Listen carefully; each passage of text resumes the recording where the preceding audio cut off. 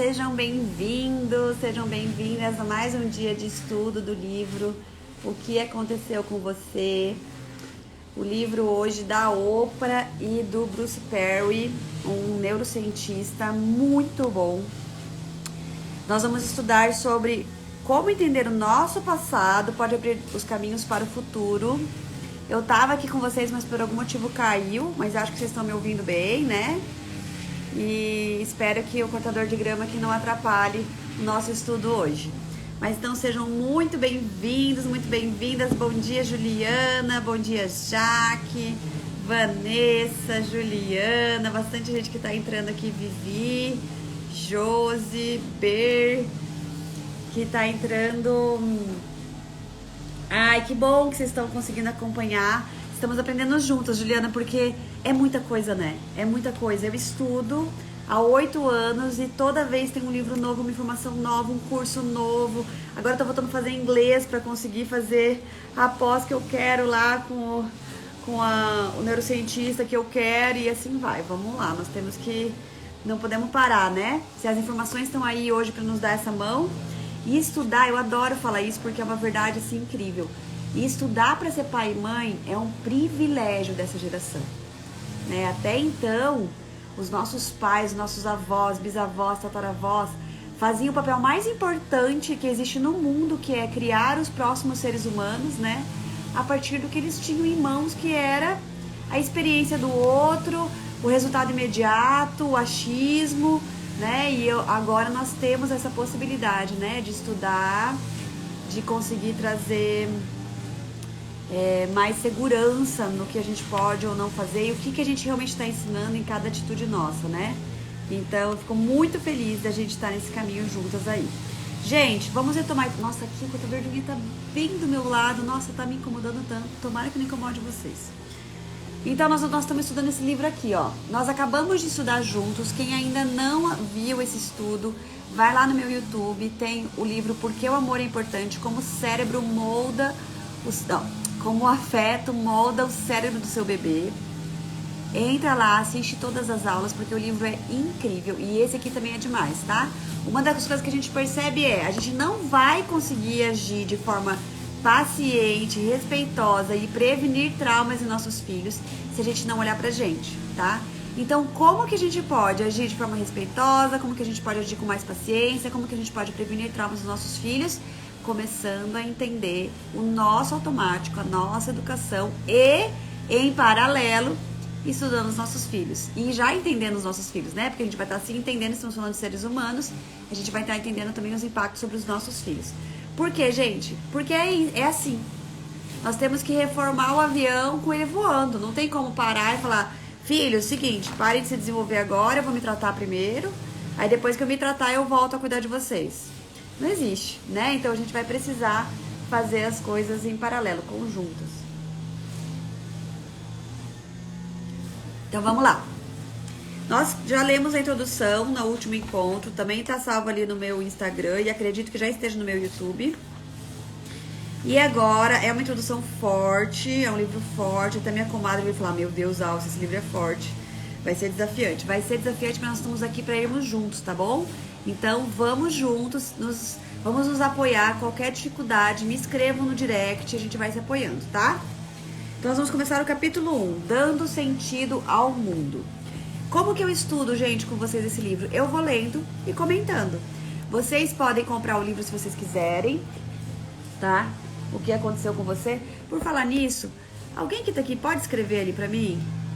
Livro, o que aconteceu com você? E daí eu vou fixar a mensagem ali pra gente... As pessoas que entrarem sabendo de que livro que eu tô falando, né? Eu vou lendo e vou comentando. Se vocês tiverem qualquer... isso, nossa, isso me remeteu àquilo. Mas fazer alguma pergunta, mas será que isso? Eu já vi isso em outro lugar de outro jeito, qualquer coisa. Escrevam, tá? Participem aqui comigo, não tem problema nenhum. Se eu discordo, escrevam. Vamos conversar, é um estudo. Beleza? Então vamos lá, capítulo 1, Dando Sentido ao Mundo. Fica balançando aqui onde eu tô agora, né? Todo ano nascem mais de 130 milhões de bebês no mundo. Cada um deles encontra seu próprio e incomparável conjunto de circunstâncias sociais econômicas e culturais. Alguns são recebidos com gratidão e alegria, acolhidos por pais e famílias extasiados. Outros são mais como eu, rejeitados por uma jovem mãe que sonhava com uma vida diferente, no contexto de um casal esmagado pelas pressões da pobreza ou convivendo com um pai agressivo que perpetuava o ciclo do abuso. No entanto, sejam amados ou não, todos os recém-nascidos de hoje e de sempre, isto é, você e eu, compartilham um traço profundamente importante. Apesar da variedade de circunstâncias em que nascemos, chegamos ao mundo com uma sensação inata de completude. Isso é muito importante, gente. Todos nós nascemos com uma sensação inata de completude. Isso é muito importante. O que isso significa? Que nós nascemos com uma autoestima forte. O que a gente passa, como a gente é tratado, como que os nossos pais, nossos cuidadores, as relações humanas que vão nos ajudando a construir o nosso cérebro é que vai enfraquecendo ou não a nossa autoestima. É que vai construindo o que a gente pensa sobre nós mesmos. É que vai construindo os caminhos que a gente cria sobre como a gente deve se relacionar, sobre o nosso valor, sobre as nossas necessidades e assim por diante, tá? Então, apesar da variedade de circunstâncias em que nascemos, chegamos ao mundo com uma sensação inata de completude. Não começamos a vida perguntando: será que sou o suficiente? Minha vida vale a pena? Será que sou merecedor e amado? A gente já tem certeza disso, que a gente é suficiente, que nossa vida vale a pena, ou seja, nossa autoestima é forte, a gente nasce com ela, forte. Ai, obrigada, Vanessa! Pronto. Obrigadão, Vanessa. Nenhum bebê nos primórdios da consciência pergunta: será que eu faço diferença? O mundo deles é um mundo de deslumbramento. No entanto, desde que começam a respirar, esses minúsculos seres humanos tentam dar sentido ao seu entorno. Quem vai alimentá-los e cuidar deles? O que trará conforto? Para muitos, a vida logo mostra uma face dura. São vítimas de violentas explosões de quem cuida ou sentem falta de uma voz suave e de um toque delicado. É em nossos primeiros encontros que as experiências humanas começam a divergir. Até onde me lembro, a sensação predominante na minha infância foi a de solidão. É a Oprah que tá falando aqui, tá, gente? Pra quem não conhece a história dela, é uma história bem desafiante, ela vai compartilhar bastante aqui com a gente. Até onde me lembro, a sensação predominante na minha infância foi a de solidão. Meus pais estiveram juntos apenas uma vez, sobre um velho carvalho próximo à casa onde minha mãe, Vernita, foi criada em Kosciuszko, Mississippi. Meu pai, Vernon, costumava me dizer que eu nunca teria nascido se ele não tivesse ficado curioso sobre o que haveria debaixo daquela saia rodada com um bordado de poodle que minha mãe usava. 9 meses após aquele encontro singular, eu cheguei. Eu sempre soube que não era desejada. Meu pai só soube da minha existência quando minha mãe lhe mandou uma notificação de nascimento e pediu dinheiro para comprar roupas de bebê. A casa da minha avó, Hate Mai, era um lugar onde as crianças eram vistas, mas não ouvidas. Tenho lembranças nítidas de meu avô me afastando com sua bengala, mas nenhuma memória dele falando diretamente comigo. Após a morte da minha avó, fiquei num vai e vem entre a casa da minha mãe, que havia se mudado para Milwaukee, e o meu pai, em Nashville. Como eu não conhecia direito nenhum dos dois, fiz um esforço enorme para criar vínculos com os meus pais. Minha mãe trabalhava como doméstica, ganhando $50 por semana em Five Point, na costa norte de Milwaukee, se desdobrando para cuidar de 3 crianças pequenas. Não sobrava tempo para me acolher. Eu estava sempre tentando não incomodá-la ou preocupá-la. Minha mãe parecia distante e fria diante das necessidades desta garotinha. Toda a sua energia estava concentrada em manter a cabeça fora d'água, sobrevivendo. Sempre me senti um peso, uma boca mais para alimentar. São raras as lembranças de me sentir amada. Até onde me recordo, eu sabia que estava por conta própria. O que aprendi falando com tantas vítimas de episódios traumáticos, abuso ou negligência, é que depois de absorver essas experiências dolorosas, a criança entra em sofrimento. Surge nela um desejo profundo de se sentir necessária, reconhecida e valorizada. À medida que essa criança cresce, falta a ela a habilidade para identificar um padrão sobre o que merece. Se essa carência não for resolvida, o que com frequência se segue é um padrão complicado e frustrante de autossabotagem, violência, promiscuidade ou dependência. É aí que começa o trabalho de escavar as raízes assentadas bem antes que tivéssemos as palavras para articular o que estava acontecendo conosco. Então ela está dizendo pra gente que a gente precisa muitas vezes entender, olhando para o adulto que a gente é hoje, a vasculhar, né, a desenterrar o que aconteceu com a gente lá na nossa infância, muitas vezes, ou grande maioria das vezes, antes mesmo da gente saber falar. Tem um conceito, agora não vou lembrar quem foi o psiquiatra que falou isso, mas ele diz que as nossas memórias, não é memória, não, que as nossas experiências antes dos 3 anos de idade, antes dos 2 anos de idade, com 1 ano de idade, até 1 ano de idade, são as experiências mais intensas no registro de quem nós somos, do que a gente acredita, né? De quem nós somos, de como funcionam as relações humanas. Ele diz que é um período irrememorável, a gente não vai lembrar aqui, mas inesquecível. Então, é impossível a gente esquecer o que aconteceu com a gente lá, mas a gente não lembra. Entende? É inesquecível, ele é completamente registrado nas fundações da construção da nossa casa. Tá lá, na fundação. Vai impactar em toda a construção da casa. Mas é irrememorável, tá embaixo da terra, a gente não lembra, a gente não vê. Olha que forte, gente. E aí ela diz isso aqui, que vai ser preciso a gente olhar para esses acontecimentos lá atrás para conseguir entender quem nós somos hoje. O Dr. Perry me ajudou a abrir os olhos para a maneira como experiências sensoriais intensas, assustadoras ou isolacionistas podem permanecer trancadas nas profundezas do cérebro, quer tenham durado alguns segundos, quer tenham se prolongado por anos. No entanto, conforme nosso cérebro se desenvolve e absorve constantemente novas experiências, ao mesmo tempo que continua dando um sentido ao mundo à nossa volta, todo momento se sobrepõe aos momentos anteriores. É a fundação da casa. Há um ditado que diz que a semente contém o carvalho. Somente soube que era verdadeiro. Sempre soube que era verdadeiro. Meu trabalho com o Dr. Perry me mostrou que isso também é verdade. Se quisermos entender o carvalho, temos que retroceder à semente. Oprah. Agora o Perry vai falar, o Dr. Perry. Lembro-me de Oprah dizer logo que nos conhecemos: você é o sujeito que vê tudo pelas lentes do cérebro. Você pensa o tempo todo no cérebro. Cara, eu sou essa chata, sabia? Às vezes eu preciso parar e pensar, a minha terapeuta falou isso pra mim uma hora. Ela falou assim, você vai lá e se diverte. Para de ir pros lugares e pensar que as crianças estão passando por isso, que as pessoas que estão ali estão reagindo por causa de tal coisa do cérebro. Tipo, vai lá e se diverte. Vamos lá. Você é o sujeito que vê tudo pelas lentes do cérebro. Você pensa o tempo todo no cérebro. A resposta curta é, quase. Penso muito no cérebro. Eu me formei em neurociência e venho estudando o cérebro e os sistemas de resposta ao estresse desde a faculdade. Também sou psiquiatra, área que escolhi depois de cursar neurociência.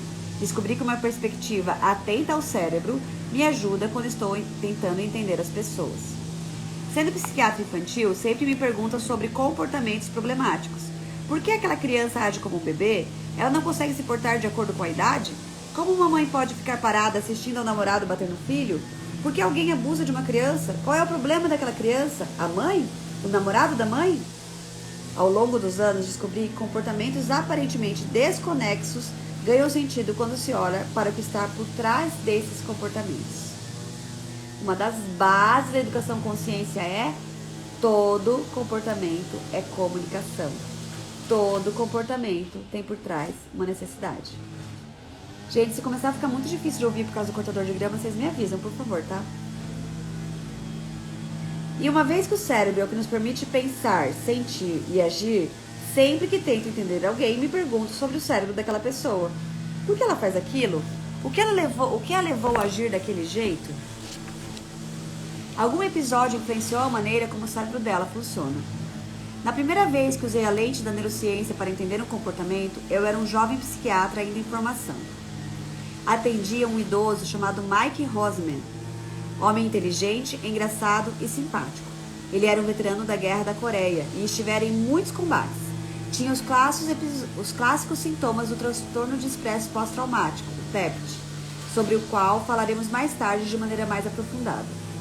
Sofria de ansiedade, dificuldades para dormir, depressão e flashbacks episódicos, nos quais sentia como se estivesse literalmente em combate.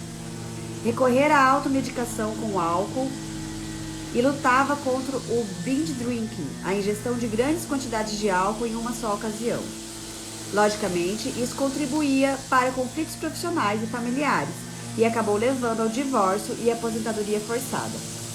Fazia cerca de 1 ano que trabalhávamos juntos e Mike estava saindo muito bem na sua relação com a bebida e os outros sintomas, porém, persistiam. Um dia, ele me telefonou muito nervoso. Doutor, posso ir vê-lo hoje?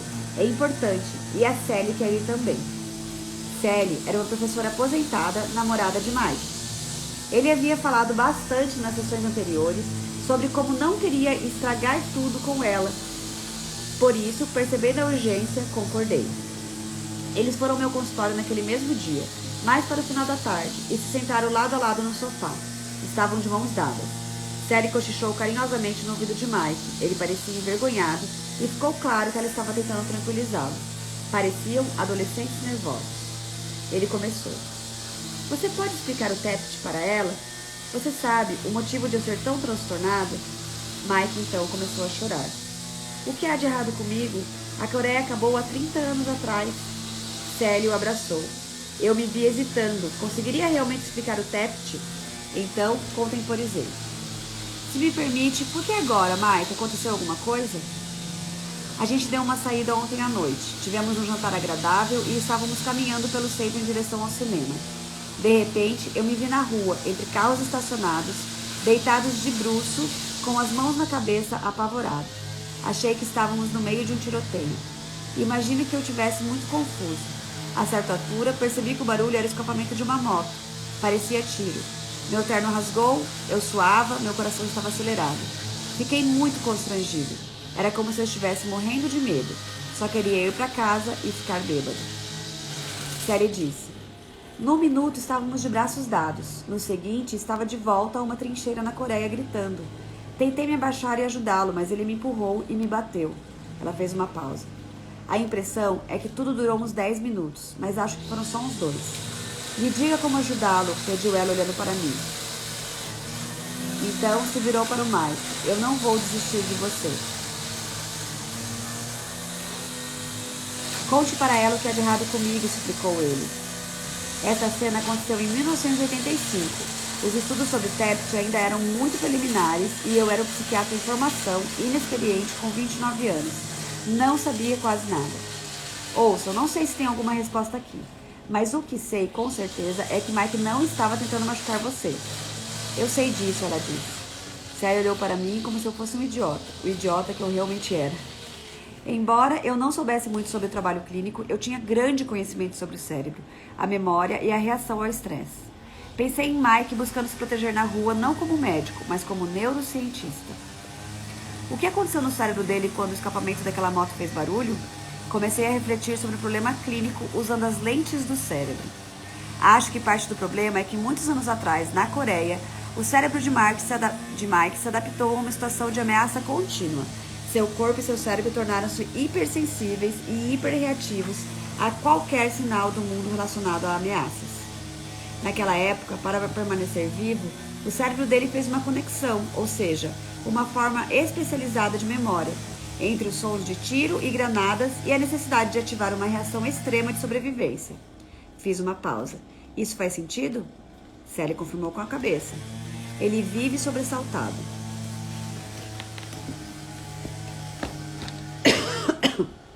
Mike, eu já vi você se encolher e se assustar na minha sala muitas vezes quando uma porta bate ou um carrinho chacoalha muito alto no corredor.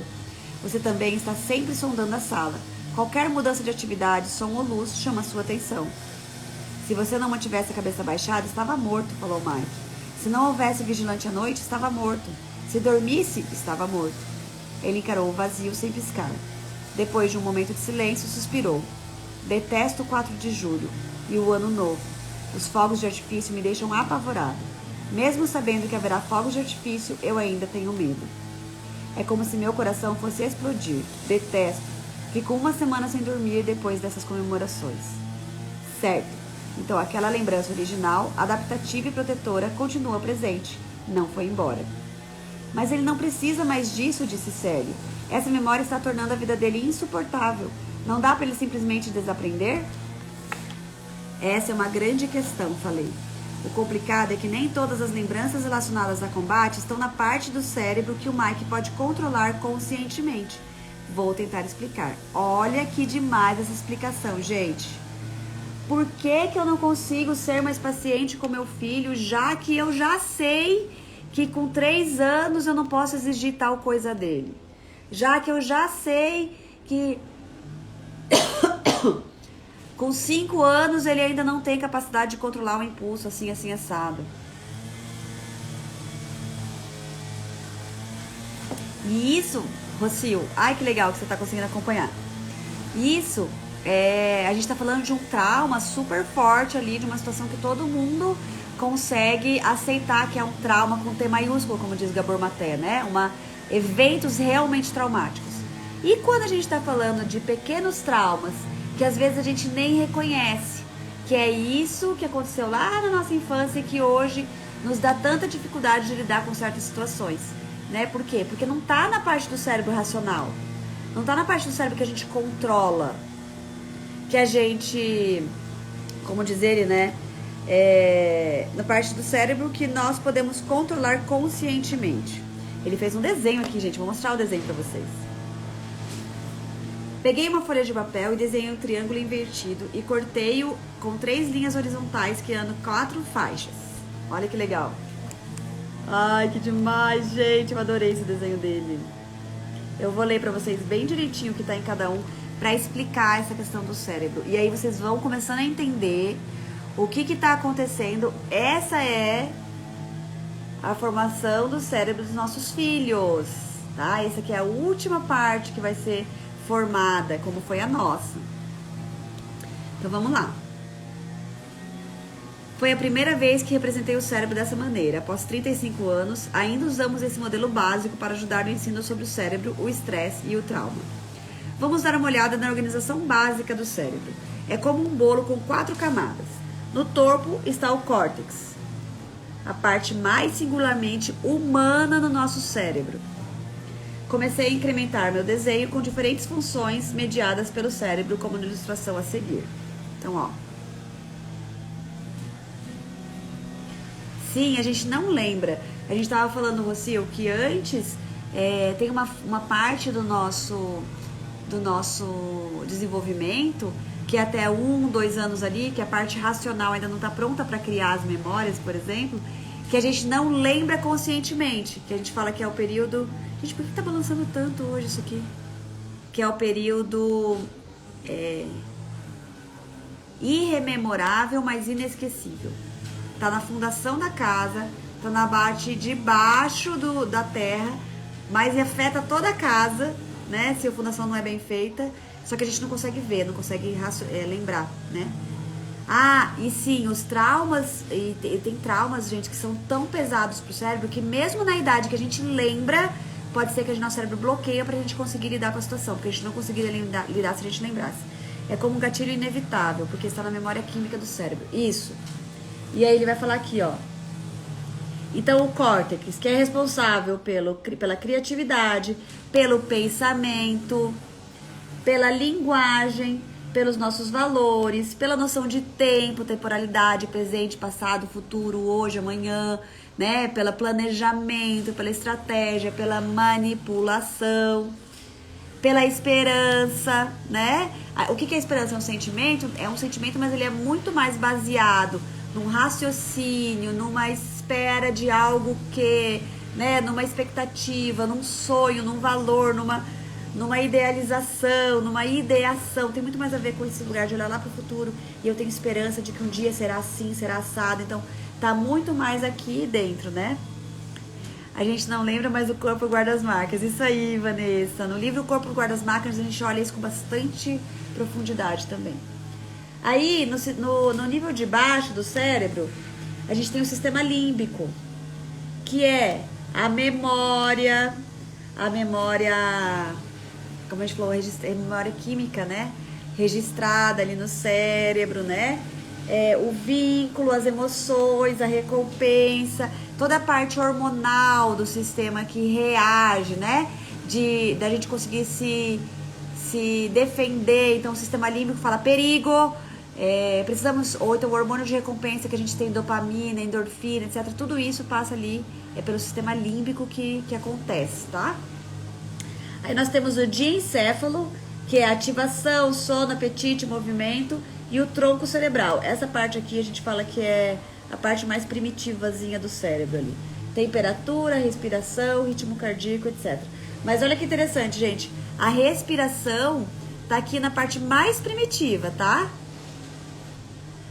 Não sei mais o que fazer. Falo com meu filho de 3 anos e sempre ele fica rindo da minha cara, tirando sarro de mim. Dai, às vezes ele não tá tirando sarro de você, tá? Às vezes é o jeito que ele tem de reagir. Você já viu? Eu sou assim. Em muitos momentos que eu fico nervosa, eu dou risada. É um jeito reativo de nervosismo que a criança tem de reagir. Presta atenção, tá?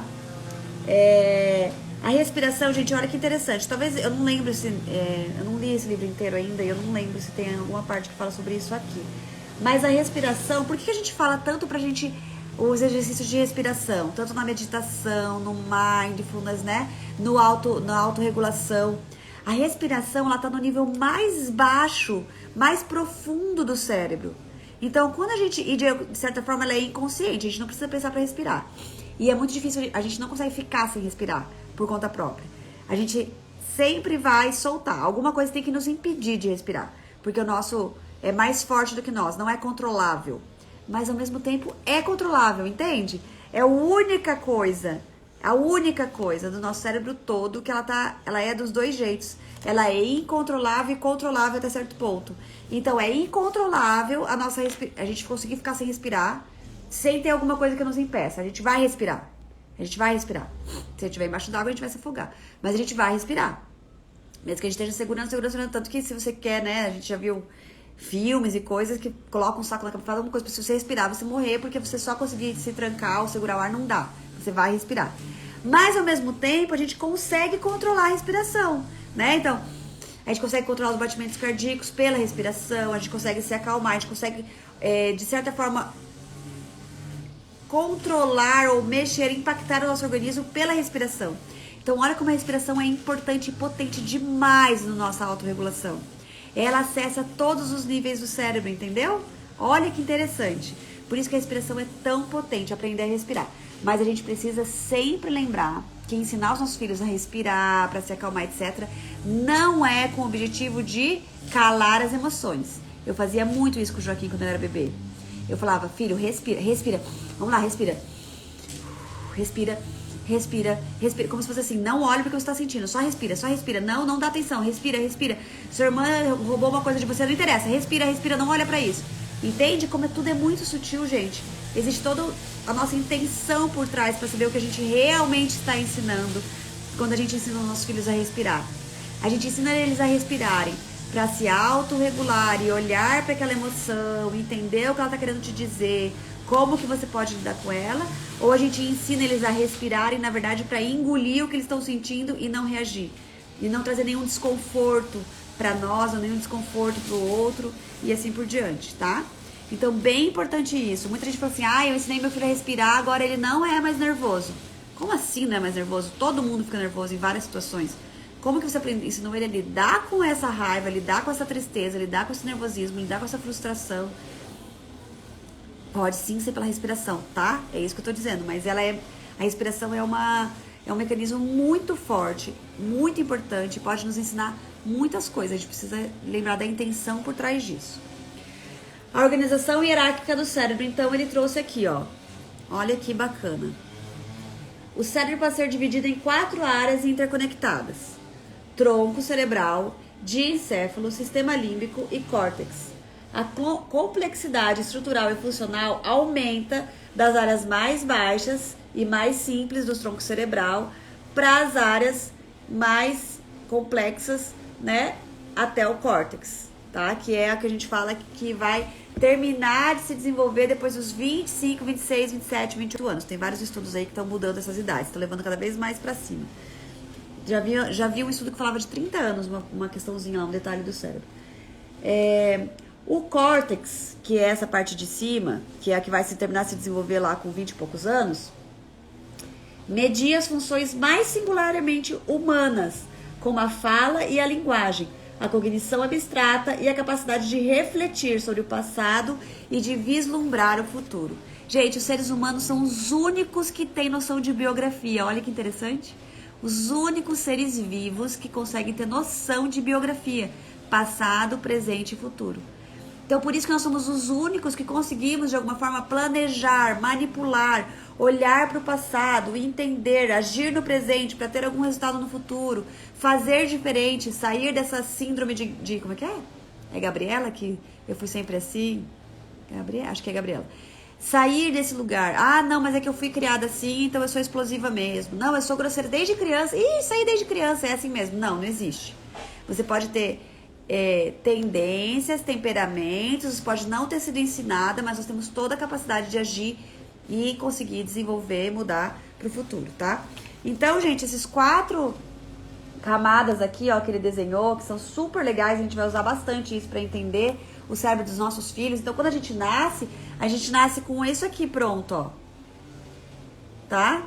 Pronto, entre aspas, né? O sistema límbico ainda tá em total desenvolvimento. Todo o sistema serotoninérgico, toda a parte de produção de hormônios, né? Se eu já tive uma gestação super... A gente talvez fale sobre isso aqui em alguns capítulos. Se eu já tive uma gestação super conturbada, com a minha mãe com medo de me perder, liberando um monte de cortisol, eu já vou aprendendo desde do comecinho da construção do meu cérebro ali, do sistema límbico, que eu preciso produzir mais cortisol também, né? Por quê? Porque eu preciso estar o tempo... Tem que estar preparada para lutar ou fugir, porque a vida é perigosa, porque eu tô recebendo isso desde... Eu posso morrer a qualquer momento, a vida tá por um triz, não é seguro, viver é uma coisa perigosa, é inseguro, esse medo, né? Tudo isso pode impacta totalmente a construção desse cérebro desde o comecinho lá, tá? Então, somos seres que tem mais ou menos, né? Tem todos os sistemas iguais, mais diferentes, porque todos os sistemas vão existir dentro de nós, mas como eles vão ser construídos depende totalmente do nosso contexto. De quem é essa mãe, de como que ela se cuida, de como que é a gestação, de como essa mãe estava sendo amparada por uma rede de apoio enquanto você estava na barriga dela ou não, de como foi essa concepção, de como é esse parto, de como é esse pós-parto. Tudo isso impacta nessas construções, gente. Tudo isso impacta nessas construções, tá? Desses sistemas todos. E o córtex, que é onde se toma decisão, se pensa em consequências, se aprende cognitivamente, racionalmente, começa a ser mielinizado realmente depois do nascimento e vai terminar lá com 25, 26, 27, 28 anos. Onde vai principalmente a parte aqui do neocórtex pré-frontal. A gente compara esses quatro canaizinhos aqui, 4 andares aqui, também a gente consegue trazer na mão, como se o mais primitivo fosse que o córtex, o que ele fala, o tronco cerebral fosse aqui, o diencéfalo e o sistema límbico aqui. Aqui o sistema límbico que vai reagir, né? Que é a parte mais animal, que reage para sobreviver. E o córtex todo é a parte de cima, que vai aprender a lidar e a controlar, a lidar com tudo que vem dessa parte mais primitiva, que são os nossos instintos. Tudo bem até aqui? Legal, né? Esses desenhos ficam tão mais... Eu que sou visual, fica tão mais simples da gente entender.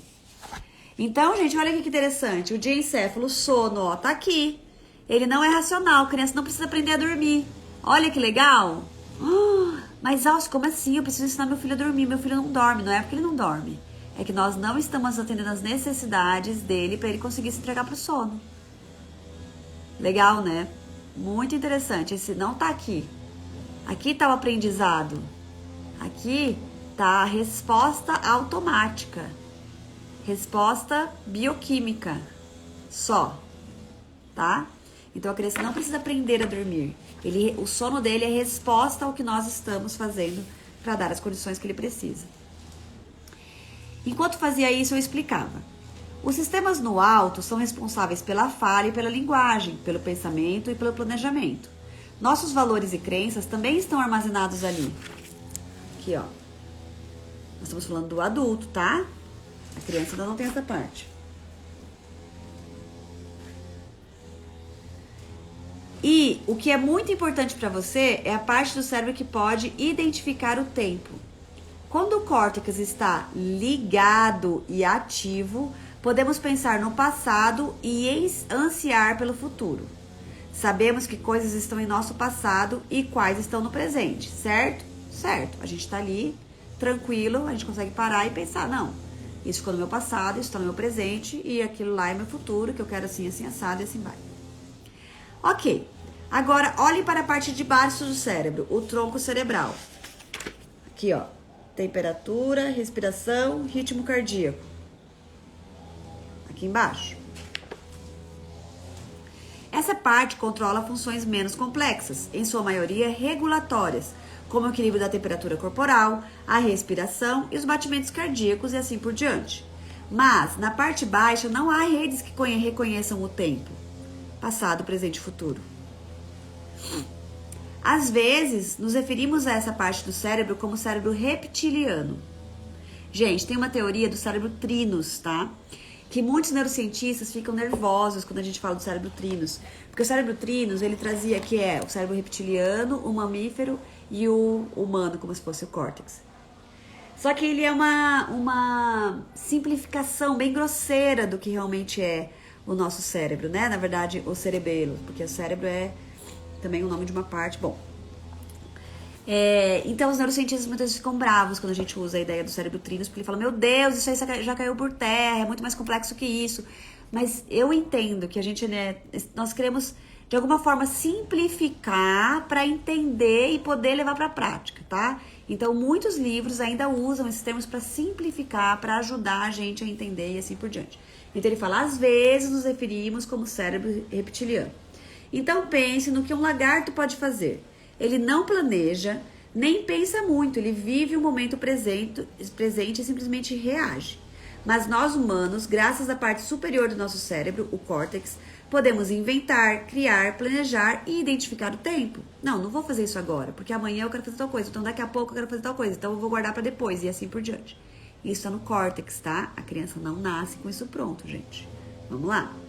Antes de continuar, olhei para eles para ter certeza de que estavam me acompanhando. A informação fornecida pelos nossos sentidos, visão, audição, tato, olfato, paladar, entra no nosso cérebro pelas regiões mais baixas, tá? Nenhum estímulo sensorial vai diretamente para o córtex. Tudo se conecta primeiro com o cérebro reptiliano. O cérebro reptiliano é o que vai o reptiliano e o sistema límbico também é o que vai nos proteger, que vai nos fazer sobreviver. É o nosso instinto, é o que é inconsciente. E tudo que nos acessa entra primeiro nessa parte do cérebro, tá? Cheiro, comida, temperatura, barulho e etc. O que nós estamos vendo, nossa visão. Depois que o sinal entra no tronco cerebral, indiquei a base do triângulo, depois que ele entra aqui, e aí na mão, que se a gente for usar a mão, a gente pode usar assim, aqui embaixo, aqui é o córtex, né? Depois que ele entra aqui então, e aqui é o sistema límbico, e aqui é o córtex que vai por cima de tudo. Então, depois que ele entra aqui, ele é processado. O sinal recebido é comparado com experiências armazenadas anteriormente, isso nós estamos falando do adulto. Na criança, não é comparado com experiência nenhuma, então ela cria os conceitos sobre aquilo. Olha que interessante, a partir das suas necessidades sendo atendidas ou não, né? No nosso caso, o processo mental do Mike conectou o barulho do escapamento da motocicleta com um tiro. Você se recorda daquela lembrança relacionada a combate? Como seu tronco cerebral não consegue identificar o tempo, nem saber que muitos anos se passaram, ele ativa a resposta ao estresse e você sente e reage como se estivesse sob ameaça. Essa parte do seu cérebro não consegue dizer, ei, não fique tão agitado, a Coreia aconteceu há 30 anos atrás. Aquele som foi apenas o estrondo do escapamento de uma motocicleta. Observei os dois enquanto assimilava o que eu dizia e continuei. Quando o sinal finalmente chega ao córtex, essa área sim é capaz de perceber o que de fato está acontecendo. No entanto, uma das primeiras coisas que acontece quando você ativa a resposta ao estresse é que os sistemas nas partes superiores do cérebro, incluindo sua habilidade de identificar o tempo, se desligam. O Daniel Siegel, que ele tem um livro chamado O Cérebro da Criança, o Cérebro do Bebê, o Cérebro da Criança, e o outro livro é o Cérebro do Adolescente. Ele faz essa comparação com a mão e ele fala que é isso. Quando ativa o sistema límbico, uma ameaça chega, ele desativa o neocórtex, como se fosse. Então, ele automaticamente vai lutar ou fugir. Ele reage de uma maneira muito automática para sobreviver. As crianças são assim, tá? Esse de fome a criança já berra. Meu Deus, mas calma, eu já tô indo, precisa berrar. Precisa. Ele não tem noção de que ela já tá vindo, ele tá com fome. Ele vai reagir, ele não tem o córtex todo desenvolvido para conseguir entender que daqui a pouco ela tá vindo, e assim vai, tá? Ah, vem um amiguinho e puxa o brinquedo do outro, ele vira a mão e bate. Meu Deus, ele só pegou emprestado. Pegar emprestado, inclusive, é um termo, é um conceito abstrato. Ele não tem a mínima ideia do que é pegar emprestado. Ele simplesmente reagiu para sobreviver. Eu estou interagindo com o alto, estou me desenvolvendo, eu estou lidando com uma necessidade e nada de desenvolvimento. E vem alguém e tira isso de mim, ele vai reagir para continuar se desenvolvendo, para sobreviver. Entende, gente? Nada é, meu Deus, ele não aprende nunca. Eu já falei para ele 1000 vezes que não pode bater. Aprendizado é do córtex, é com o tempo, é com sinapse, repetição. Essa reação não pode ser punida, porque ela é instintiva. Ela é do sistema límbico do cérebro e do tronco cerebral.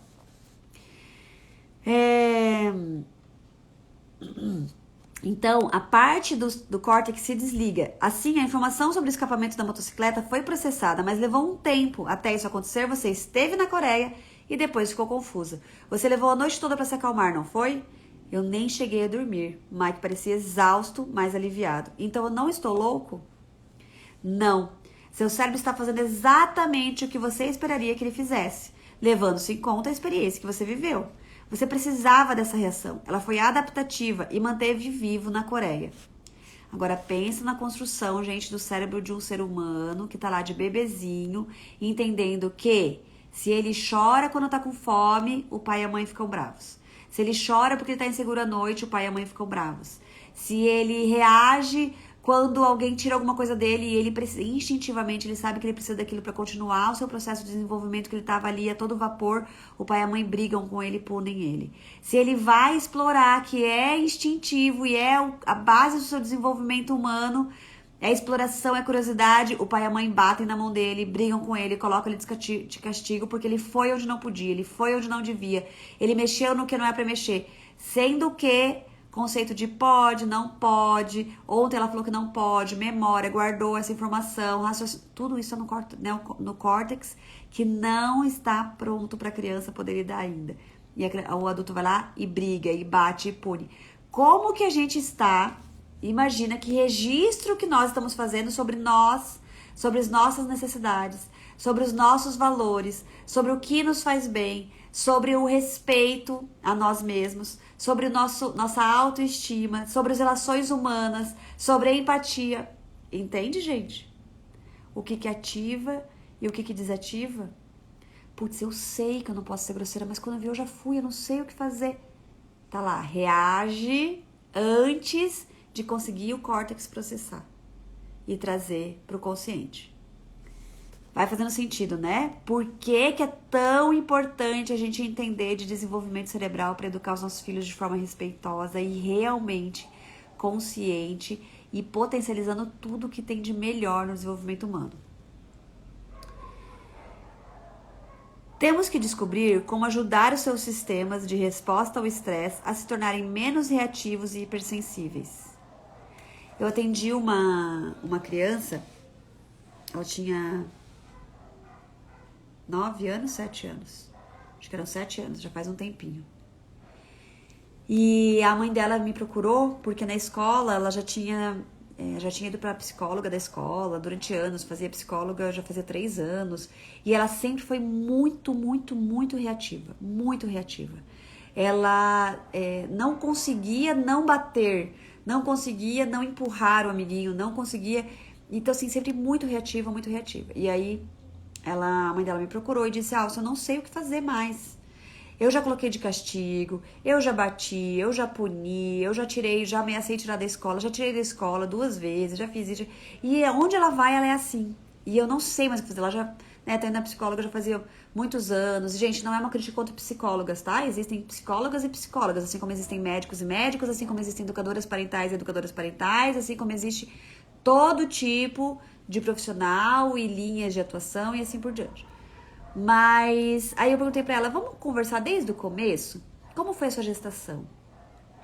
E aí ela contou o quanto a gestação dela foi difícil. Quanto medo ela teve de perder essa criança. Ela tomava remédio todos os dias. Ela teve, na verdade, começou antes ainda, ela não conseguiu engravidar, ela fez todo um tratamento, foram anos de tratamento. Aí quando ela conseguiu engravidar a primeira vez, ela abortou. Aí a segunda vez ela conseguiu e ela tinha que tomar muito remédio para segurar essa criança. Então pensem o contexto, como esse cérebro foi construindo o seu sistema de hiperreatividade, de hipersensibilidade, de perigo, de que precisa lutar muito para sobreviver, de que a qualquer momento tudo é ameaçador. Olha isso, gente, estava totalmente explicado. Tanto que ela dizia, que foi muito interessante quando ela disse isso, que ela disse assim, Alce, quando ela nasceu, por isso que muitas vezes medicam muito precocemente, por falta desse olhar. Totalmente, Raquel, isso são informações novas, né? A maioria dos profissionais que estão aí, muitas vezes não se atualizam e acabam ainda realmente não tendo acesso a essas informações, né? Medicalizando. Não que medicalizar é ruim, mas medicalizar em excesso ou precocemente sem olhar para as causas, né? E aí, ela disse que quando a bebê nasceu, ela nem conseguia direito olhar para aquela criança, de tanto que aquela criança berrava. Ela disse, ela berrava tanto, mas berrava tanto, que assim, tremia o teto da maternidade. Quando ela falou isso, eu pensei, gente do céu, pensem o quanto essa criança sentia medo e já tinha construído, o que ela já tinha construído no seu cérebro já era de que ela tinha muito que lutar para viver. De que a qualquer momento ela ia morrer, que ela precisava muito ter tudo, a qualquer momento ela podia morrer. Então ela gritava e ela queria só mamar, e ela queria alguma coisa que passasse um pouco de segurança para ela se acalmar. E isso, com o tempo, pode ir sendo exacerbado, principalmente quando eu brigo, quando eu puno, quando eu quero acabar com aquilo, quando eu não entendo de onde vem aquilo, quero que a criança simplesmente engula aquilo tudo, não vai melhorar, vai simplesmente, o que eu posso até conseguir fazer é levar pra dentro, é implodir. Né? E daqui a um pouco essa criança tem uma doença autoimune, tem alguma coisa muito pior, por quê? Porque toda essa produção hormonal bioquímica de perigo, de cortisol, de adrenalina, de etc., que vem de todo esse contexto, que não é culpa da mãe, não é culpa de ninguém, simplesmente os contextos, né? Vai para outro lugar, não some, gente, não some porque eu bati nela, ela parou de fazer, então sumiu, não sumiu. A necessidade continua lá, a causa continua lá. Eu puni a pontinha do iceberg, simplesmente talvez esse iceberg foi todo pro fundo, não tem nem mais pontinha para eu ver. Mas ele tá lá, aumentando, crescendo, e eu não vejo mais nenhum sinal porque eu tô punindo quando esse sinal vem. E a gente pode ter muitos problemas depois. Pode não, com certeza terá, né? É óbvio que esse não é o fim da história de Mike. Mas a compreensão do que estava por trás do seu comportamento foi muito reconfortante para ele e para Sally. Para mim, foi o início de um processo muito mais ativo de integrar princípios da neurociência com a prática médica. Ficou claro para mim como sugestões evocativas, ou seja, qualquer informação sensorial como visão, som, cheiro, gosto ou toque, podem ativar uma lembrança traumática. No caso de Mike, o barulho do escapamento da motocicleta trouxe a lembrança complexa dos combates. Foi um dos primeiros exemplos que compartilhei com Oprah logo que começamos a discutir sobre trauma.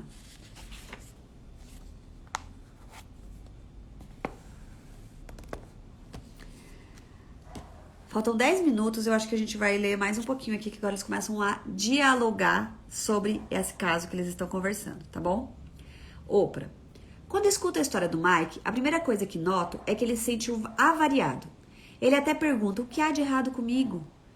Mas você mudou o foco para o que aconteceu comigo. É exatamente essa mudança que estamos tentando ajudar os outros a fazer. A história dele também me ajudou a entender o que você quer dizer quando fala sobre organização sequencial do cérebro. Gente, é isso. Meu Deus, gente, o que tá de errado comigo? Que eu não consigo ter paciência com os meus filhos? Calma. que aconteceu com você desde lá, que hoje esse comportamento é tão desafiante para você. Na nossa mentoria tem uma parte que eu falo assim: anotem os comportamentos mais desafiantes dos seus filhos, e se vocês quiserem, façam esse exercício aqui agora. Anotem qual comportamento, pode ser um ou pode ser dois, não precisa ser todos, porque senão não é os mais desafiantes. 2 comportamentos, um comportamento mais desafiante, assim que tipo, cara, isso aqui eu não aceito, isso aqui me tira do sério. Anotem e depois escrevam o que vem na cabeça de vocês esse comportamento, que emoções vêm, que pensamentos vêm. Isso, por exemplo, da Martina, a Martina ri também. Alguém me falou aqui que ela fica rindo quando a gente chama atenção. A Martina também ri. Isso pra mim era assim nossa, meu Deus, queria morrer, queria matar ela quando ela ria, quando eu chamava a atenção dela. E aí, um dia eu anotei que ela ri quando eu chamo a atenção dela, quando ela faz alguma coisa errada, ela sai rindo, que eu queria morrer. E aí eu comecei a anotar o que veio na minha cabeça. Falta de respeito, falta de empatia, falta de responsabilidade, onde já se viu, é um absurdo, não tem respeito pela autoridade, todas as frases. E de repente comecei a chegar em frases que eu ouvia da minha infância. E comecei a chegar em até situações e momentos que eu lembrava da minha infância. E depois de um tempo, fazendo terapia, eu comecei a desativar alguns bloqueios, algumas coisas que eu nem percebia que tinha desativado. Mas de repente eu comecei também a sorrir quando alguma coisa me desafiava. Eu pensei, isso é meu. Em vez de aprender a lidar com isso, eu tinha bloqueado. Por causa daquilo tudo que eu ouvi na minha infância, das coisas que aconteceram, eu bloqueei. E por isso que pra mim é tão difícil quando a Martina faz. Então, os comportamentos mais desafiantes pra nós hoje não é por que eu tenho de errado que eu não consigo lidar com isso. Eu já sei que é natural, já sei que é o que aconteceu comigo. E é importante a gente descobrir. É importante a gente descobrir. Dr. Perry, toda experiência é processada de baixo para cima. Toda experiência é processada de baixo para cima. Isso significa que para chegar ao topo, a parte inteligente do nosso cérebro, ela precisa passar pela parte mais baixa, a não inteligente. A parte mais primitiva e reativa do nosso cérebro é a primeira a interpretar e agir diante da informação que chega dos nossos sentidos. Conclusão: nosso cérebro é organizado para agir e sentir antes de raciocinar.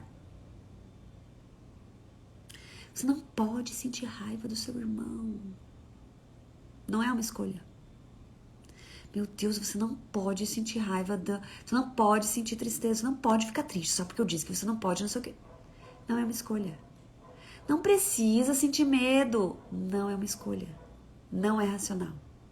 Validem todas as emoções que vocês têm e que seus filhos têm. Não quer dizer que a gente vai reforçar a emoção, a gente vai validar e tentar entender qual é o gatilho, qual é a crença, qual é a situação, o que aconteceu com você lá no passado, que de alguma forma faz com que essa emoção venha com tudo, com essas reações e assim por diante, tá? Nosso cérebro é organizado para agir e sentir antes de raciocinarmos. É assim também que ele se desenvolve, sequencialmente de baixo para cima. O bebê em desenvolvimento age e sente antes de começar a aprender a raciocinar. Esses sentimentos e ações ajudarão a organizar o pensamento. Eu sinto medo. Sou acolhido. Que crenças que eu crio? Eu sinto medo. Sou violentado, agredido, desamparado, negligenciado. Que crenças que eu crio? Há anos eu sinto fome. Não deu a hora ainda de você sentir fome. Daqui 3 horas eu vou te dar comida.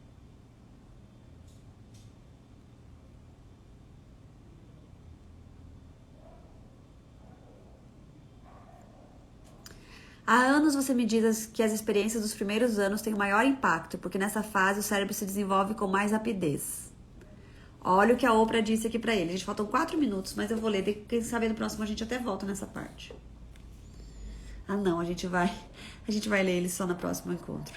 Ele tá falando do útero, o que acontece no cérebro da criança dentro do útero. Ixi, ele vai falar de muita coisa. Ele vai falar, inclusive, por que algumas situações, depois de mais velhos, para alguns são mais traumatizantes do que para outros. Lembra que uma coisa se sobrepõe a outra coisa, nada apaga de baixo, se sobrepõe. Então, ou fortalece ou enfraquece, e assim vai, né? Ele fica rindo da nossa cara. Quando meu filho faz isso, dá vontade de bater. Às vezes estou muito irritada e daí dou uns tapas. E aí é muito interessante, Dai, você trazer isso e compartilhar isso com a gente, ter coragem de compartilhar, né? Porque a maioria das vezes as pessoas até são explosivas, são violentas e não admitem. Mas é legal você trazer e compartilhar com a gente. Porque assim, se nós não acreditamos e não queremos ensinar a violência para os nossos filhos, bater, por exemplo, ele não pode bater no amiguinho, então por que a gente pode bater nele? Nós, inclusive, que somos adultos, somos os que mais temos capacidade de pensar em repertório alternativo que não seja violência. Mas a gente foi limitado. A gente também apanhou na nossa infância, então a gente não construiu esse repertório. Se a gente não consegue construir agora e ser exemplo de repertórios respeitosos, justos, né, educativos de verdade. O que é educativo de verdade? Que considera a fase de desenvolvimento cerebral daquela criança, o que ela é capaz de fazer, o que ela não é. A gente entende essa reação do riso, entende o que está acontecendo, porque tudo é bioquímico. A criança ainda não tem o córtex que raciocina, como a gente viu aqui, né? É tudo bioquímico, é tudo instintivo, é tudo em busca de uma sobrevivência. Tudo isso que está reagindo com 3 anos, tudo. Não tem contexto, não tem abstração, não tem relatividade, não tem nada ainda. É só bioquímico. Se a gente não reage a isso de uma forma respeitosa, dando repertório, ensinando, acolhendo tudo isso como sendo natural, nós estamos criando novos adultos como nós, limitados, que não sabem lidar com as suas emoções, que não constroem repertório de relacionamento humano respeitoso, que não constroem inteligência emocional, que não utilizam todas as partes do seu cérebro, aquelas 4 partezinhas, na melhor das suas potências, equilibradamente. Né? Nós temos aí nossos sistemas internos totalmente desequilibrados, com maior produção de cortisol e adrenalina do que precisaria, com menor produção de serotonina, com menor... E assim vai. Por quê? Porque a gente foi construindo tudo em cima de bases muito inseguras, com relacionamentos completamente não seguros, sem apego seguro, sem suporte realmente emocional dos nossos adultos da época, que não tinham esse conhecimento. Nós, tendo esse conhecimento, já é difícil. Já é muito difícil, porque não é natural, né? Porque a gente seria da natureza humana se a gente não tivesse sido alterado, nossa natureza não tivesse sido alterada. Nós nascemos com esse cérebro, com esse senso de completude, com esse senso, com essa questão da empatia, da compaixão, tudo prontinho. Tudo prontinho não, prontinho vai parecer que o cérebro está pronto. Tudo vindo como nosso impulso é esse. Mas nós vamos sendo levados a nos desconectarmos de nós mesmos, desconectarmos dessa natureza humana de compaixão, de empatia, de olhar para o outro, de querer estar junto, de querer fazer bem, porque a gente vai sendo negligenciado ou maltratado ou punido por ser assim, e aí a gente vai se distanciando disso tudo e aprendendo a se relacionar no manda quem pode, obedece quem tem juízo. Aprendendo a se relacionar no mais forte se sobrepõe sobre o mais fraco. Aprendendo a se relacionar abrindo mão de nossas necessidades para conseguir receber um pouco de amor. Aprendendo a se... Entendeu? Então, a sociedade é fruto dessa educação lá da infância. A sociedade é hoje do que é, porque é isso que a gente aprendeu a fazer. É isso que nosso cérebro se construiu desse jeito. Só que tendo essas informações, a gente pode ir atuando de uma forma mais consciente. E cada vez mais trazendo gerações mais respeitosas e mais conscientes, né, para tudo isso. Pronto, gente, 11 horas, meu Deus do céu, quanta coisa, né? Nós nem lemos um capítulo inteiro. O que vocês acharam? Quem conseguiu estar aqui com a gente e acompanhar, nós vamos continuar no capítulo 1, tá? Ele vai falar agora dos primeiros anos, as experiências dos primeiros anos é de maior impacto na formação dessas primeiras bases do cérebro. Nós somos da página... nós até lemos bastante, ó. Nós somos da página 21 até a página 30, hoje.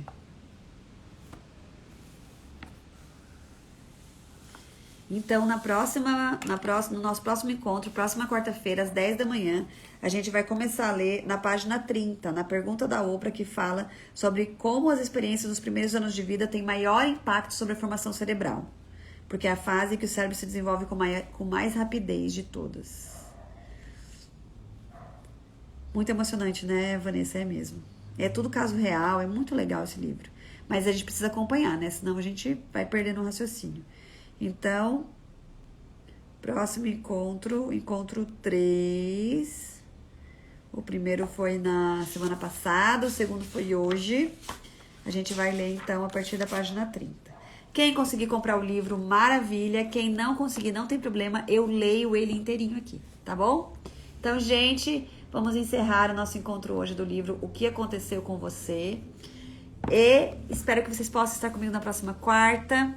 Me acompanhem. Nós estamos com muito conteúdo aqui. A gente vai estar sempre trazendo conteúdos, informações para ajudar, apoiar que nós consigamos ser mais pacientes, agir com mais paciência, sermos mais respeitosos e evitarmos traumas em nossas crianças, tá bom?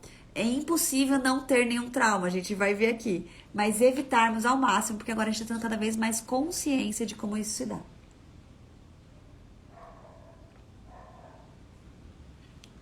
Então, muito obrigada por vocês que conseguiram acompanhar até agora. Compartilhem essa live, esse estudo com o máximo de pessoas que vocês conseguirem.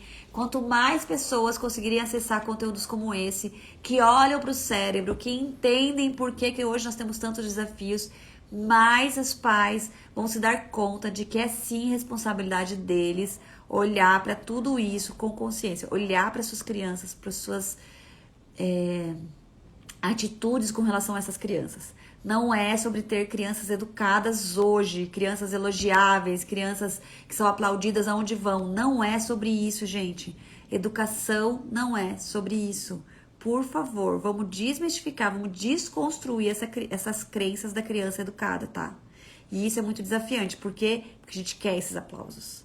Nós fomos educados para agradar os outros, nós temos no nosso íntimo, no nosso cérebro, nossos sistemas, essa noção de que a recompensa é essa. A gente precisa agradar, a gente precisa ser aplaudido, a gente precisa ser elogiado, a gente precisa ser agradável o tempo todo. Então a gente quer que os nossos filhos também sejam, pra gente conseguir ter o que a gente aprendeu. Mas a gente pode fazer diferente. Inclusive a gente pode se libertar disso que é tão, tão prejudicial pra nossa vida. Buscar só agradar os outros ou buscar esses aplausos externos. Tá bom? Um beijo, contem comigo, até a próxima quarta e encaminhem o estudo para todos que vocês conheçam, para que a gente possa cada vez mais ter famílias caminhando junto nessa busca. Até mais, gente!